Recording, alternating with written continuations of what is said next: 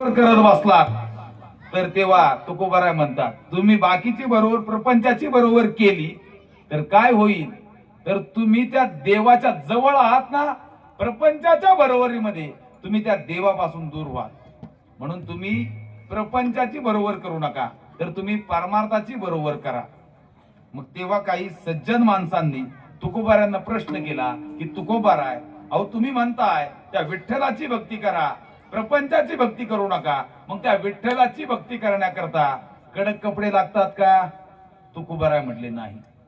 पैसा लागतो का? तुकोबाराय म्हटले नाही. चांगली साऊंड सिस्टीम लागते का? महाराज म्हटले नाही.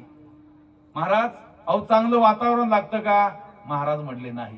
मग तेव्हा काही सज्जन भाविकांनी तुकोबारायांना प्रश्न केला, अहो महाराज, देवाची भक्ती करण्याकरता कडक कपडे लागत नाही, पैसा लागत नाही, सत्ता लागत नाही, संपत्ती लागत नाही. मग त्या देवाची भक्ती करण्याकरता काय लागतं? तर याचं उत्तर तुकोबाराय अभंगाच्या शेवटच्या